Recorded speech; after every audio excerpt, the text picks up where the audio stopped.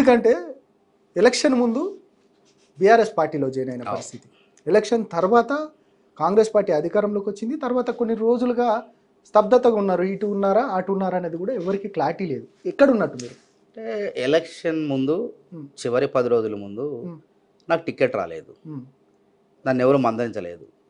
Party కోసం చాలా కష్టపడ్డా. 23 ఏళ్ళు అంచెలంచెలుగా పార్టీలో ఒక రెండోసారి రాష్ట్ర ప్రధాన కార్యదర్శి స్థాయికి ఎదిగి నియోజకవర్గంలో వెళ్ళి పనిచేయమంటే నియోజకవర్గంలో 2 ఏళ్ళు కష్టపడ్డా. నాకు దక్కాల్సిన టికెట్ అవకాశం వేరే వాళ్ళకి దక్కింది. పోనీ నాకన్నా గొప్ప వాళ్ళకి ఇచ్చారా అంటే అది కాదు. 2 నెలల క్రితం పార్టీలో చేరినటువంటి వాళ్ళకి ఇచ్చారు. కనీసం ఇస్తే ఇచ్చారు, కనీసం నన్ను బుజ్జగించే ప్రయత్నం, మాట్లాడే ప్రయత్నం చేయలేదు. 40-46 కేసులు ఉన్నాయి ఇయర్లీ, అన్నీ కూడా జైలుకు పోయే కేసులు. లేదు స్టేషన్లో 151 పాత చట్టాల ప్రకారం కాదు, అన్నీ కూడా కోర్టుకు వెళ్ళి బెయిల్ తెచ్చుకున్నటువంటి కేసులు. అంత ఇబ్బందులు పడి నా భార్య ఉద్యోగాన్ని కూడా కక్ష సాధింపుల చర్యలకు, అంటే బీఆర్ఎస్ పార్టీ మానవతరాయికి ఎట్లా వెళ్తుంది, మానవతరాయి మూలాలు ఏంటని చెప్పి నా భార్య ఉద్యోగాన్ని సైతం పీకిన నేను చెల్లించలేదు. నా పార్టీ కాంగ్రెస్ పార్టీ, కొట్లాడదాం, నేను ఎమ్మెల్యే అవుతున్నా, 10 మంది ఇట్లాంటి వాళ్ళకు ఉద్యోగాలు, ఉపాధి అవకాశాలు దారి చూపిద్దాం అనేటువంటి దృఢ సంకల్పంతో ఉన్నా అని అనుకున్నా. కానీ అక్కడ నాకు ఆవేదన కలిగింది. మనిషిని, దేవుని కాదు. నాకు కత్తి పెట్టి పొడిస్తే నొప్పి తగులుతుంది, గాయమైతే నొప్పి తగులుతుంది, ఏ దెబ్బ తగిలితే అమ్మ అంట అబ్బా అంట. అంతేగాని మొద్దులాగా శిలలెక్క పేరులో రాయి ఉన్నంత మాత్రాన నేను రాయి లెక్క రప్పలెక్క ఉండలేదు. కాబట్టి స్పందించాను నేను. బాధ అయింది, కోపం, కసి. అసలు ఎందుకు మాట్లాడాలి, ఇంత కష్టపడి నాతో ఎందుకు మాట్లాడలేదు. అదేవిధంగా రేవంత్ రెడ్డి గారిని కూడా మొట్టమొదట నేను ఒక ప్రధాన కార్యదర్శిగా ఉండి ఏఐసిసి కమిటీ కింద ఉండి, ఒక రేవంత్ రెడ్డి గారు లాంటి నాయకుడు ఈ రాష్ట్రానికి పార్టీ అధ్యక్షుడైతే ఇప్పుడున్న పరిస్థితుల్లో మనం కాంగ్రెస్ పార్టీ అధికారంలోకి వస్తుంది, కేసీఆర్ని ఢీకొట్టే సమర్థత రేవంత్ రెడ్డి గారికే ఉన్నదని చెప్పి బల్లగుద్ది వాదించిన.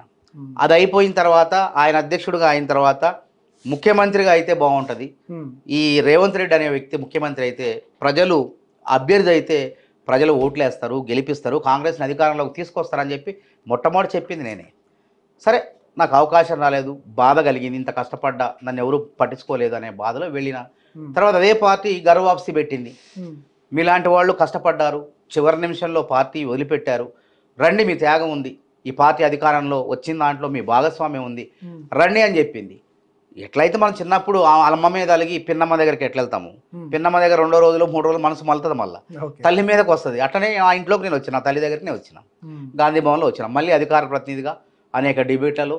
నేను ఎప్పుడూ స్తబ్దుగా లేను, అధికారం ఉన్నా ప్రతిపక్షం ఉన్నా అసలు కాళ్ళు కట్టేసినా సరే కదులుతూనే ఉంటా, పనిచేస్తూనే ఉంటా. అప్పుడు నిరుద్యోగుల పక్షాన, సమస్యల పక్షాన స్పందించేవాడిని. ఇప్పుడు అధికారంలో ఉండి కూడా అనేక సమస్యల మీద నా దగ్గరకు వస్తుంటే, ఇప్పుడు అవుట్ సోర్సింగ్ పంచాయతీ కార్యదర్శులు ఉన్నారు, మేము మేనిఫెస్టోలో పెట్టినాం, మా ప్రభుత్వం కూడా వాళ్ళని జూనియర్ పంచాయతీ కార్యదర్శులుగా చేయడానికి సిద్ధంగా ఉంది. వాళ్ళ సమస్య వేసుకొని వాళ్ళు వస్తారు పొద్దున్నే, వచ్చినప్పుడు ఈ సమస్యను మంత్రి సీతక్ గారి దగ్గరికి, వేం నరేంద్ర రెడ్డి గారి దగ్గరికి, ముఖ్యమంత్రి గారి దగ్గరికి, పిఏ గారి దగ్గరికి, చంద్రశేఖర్ రెడ్డి గారి దగ్గరికి ఇట్లా తీసుకువెళ్ళి వాళ్ళు మనం ఇచ్చిన మేనిఫెస్టోలో పెట్టినట్టుగా వాళ్ళకి న్యాయం చేయాలని చెప్పి ఆ విధంగా ఆ సమస్యను వాళ్ళకి జేపీఎస్లుగా మార్చే విధంగా పనిచేస్తాం. అదొకటే కాదు, ఏ సమస్య మీద ఎవరైనా వచ్చినా, ఇప్పుడు మన నిరుద్యోగ సమస్య వచ్చింది, నిరుద్యోగ సమస్యని ఏ విధంగా మాట్లాడి వాళ్ళందరినీ కూడా సంయమనపరచడం మీ అందరికీ తెలుసు. ఆ రోజు డిఎస్సి అభ్యర్థులు, గ్రూప్ 2 అభ్యర్థులు నా ఫోన్ నెంబర్లు గ్రూప్లో పెడితే రోజుకి 200-300-400 ఫోన్లు మాట్లాడి వాళ్ళ భావోద్వేగాలను కూడా తగ్గించిన, వాళ్ళ ప్రభుత్వం పట్ల వ్యతిరేక భావం ఉంటే వాళ్ళందరినీ కూడా చల్లబరిచి చదువుకోండి అని చెప్పి దారి చూపించారు. గతంలో బీఆర్ఎస్ అధికారంలో ఉన్నప్పుడు 10 సంవత్సరాలు దాదాపు ఎలక్షన్ దాకా పెద్ద ఎత్తున ఫైట్ చేసిరు నిరుద్యోగ సమస్య పైన. అసలు నిరుద్యోగ సమస్యను తెర మీదకి తీసుకొచ్చి అంతమందిని ఒక పెద్ద మూమెంట్ లాగా తీసుకొచ్చింది మాత్రం మీరే. అంటే అది అందరికీ తెలిసిన వాస్తవమే. మరి అప్పుడున్న పరిస్థితులే మళ్ళీ ఇప్పుడు తెలంగాణలో కాంగ్రెస్ పార్టీ, నేనేదో కాంగ్రెస్ పార్టీలో ఉన్నా అని చెప్పి నేను ఇప్పుడు అబద్ధం ఆడటం కాదు. ఆ రోజు పరిస్థితులు వేరు, ఈ రోజు పరిస్థితులు వేరు. ఆ రోజు పరిస్థితులు పరీక్ష పెట్టేటువంటి శక్తి సామర్థ్యాలు ప్రభుత్వానికి లేవు. ఉద్యోగాలు నియామకాల పునాదుల మీద ఏర్పడిన తెలంగాణలో అసలు నియామకాల ప్రక్రియ జరగలేదు, చాలా ఆలస్యంగా జరిగింది. ఇచ్చిన అరకొర నోటిఫికేషన్లు కూడా కోర్టు మెట్లు ఎక్కేసి అనేకమైన న్యాయపరమైన కూడా కాంగ్రెస్ వాళ్ళే ఎప్పుడైనా సమస్య మేమేమంటాను, ఇప్పటికి కూడా అంటాను, తప్పు ఉంటే కోర్టు ఎక్కండి. తప్పు చేస్తే, ప్రభుత్వం తప్పు చేస్తే అంతిమంగా ఎక్కడే పోతారా, కోర్టుల దగ్గరికే వెళ్తారు. తప్పు కాదు అది.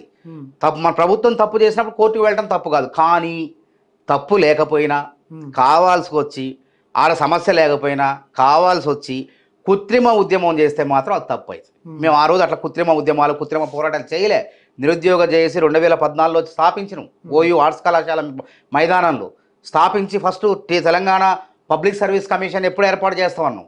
అన్న తర్వాతనే public commission chairman member commission ఏర్పడింది, ఒక స్వరూపం వచ్చింది.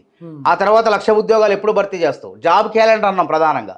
ఫస్ట్ డిమాండ్ మాది జాబ్ క్యాలెండర్ ఉండేది. నిరుద్యోగ చేసి ఫస్ట్ డిమాండ్.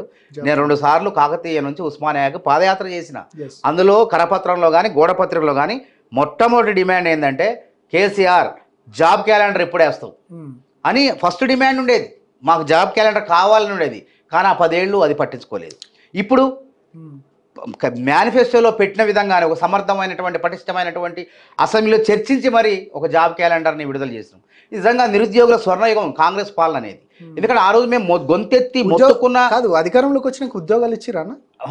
ఉద్యోగాలు ఇవ్వటం ఇప్పుడు 30,000 ఉద్యోగాలు బీఆర్ఎస్ ప్రభుత్వం నోటిఫికేషన్ కావచ్చు, కానీ వాళ్ళకి భర్తీ చేయటం చేత కాలేదు. ఎందుకంటే అక్కడ చిక్కులు ఉన్నాయి. రేవంత్ రెడ్డి 38,000 ఉద్యోగాలు ఎందుకు ఇచ్చిండు? కేసీఆర్ ఇచ్చిన నోటిఫికేషన్లు ఆయన ఎందుకు భర్తీ చేయలేకపోయిండు? ఓకే, అక్కడ న్యాయపరమైన చిక్కులు ఏంటంటే హారిజాంటల్ రిజర్వేషన్ ఒకటి ఉంది. ఓకే, సుప్రీంకోర్టు తీర్పు ఉన్నది. అంటే మహిళలకు 33%, తర్వాత పిహెచ్సి వాళ్ళ దివ్యాంగులకు రిజర్వేషన్, అవన్నీ అమలు చేయకుండా నోటిఫికేషన్లు ఇస్తే రేపొద్దున నువ్వు భర్తీ చేసే టైంలో ఎవరైనా కోర్టుకు పోతే మొత్తం రద్దు అవుతాయి కదా.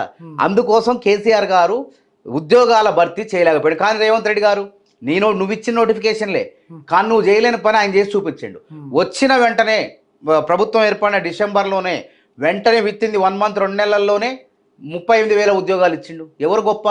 నీకు సమస్య పరిష్కరించడం చేతగాలే. అదేవిధంగా మేము ఇచ్చిన నోటిఫికేషన్లు మొత్తం కలిపితే 5,000 టీఎస్సీ, ఒక 6,000 ఎన్నో ఉద్యోగాలు ఇచ్చారు. కానీ నిరుద్యోగ లేకుండా ఒక శాశ్వత పరిష్కారాన్ని కల్పించే విధంగా జాబ్ క్యాలెండర్, సర్వరోగ నివారణ జిందా తిలిస్మాత్ అంటాం కదా, అదేవిధంగా సర్వ నిరుద్యోగ సమస్యల పరిష్కారిణి జాబ్ క్యాలెండర్. ఒక జాబ్ క్యాలెండర్ ఉంటే ఒక భరోసా నిరుద్యోగికి. ఏ ఉద్యోగం ఏ తేదీన ఏ నోటిఫికేషన్ ఉంటుందో ఒక గందరగోళం పడకుండా అయోమయం పడకుండా చక్కగా చదువుకునేటువంటి అవకాశం ఉంటుంది. దాన్ని కల్పించడం ఇంతకన్నా ఇంకెవరైనా చేస్తారు?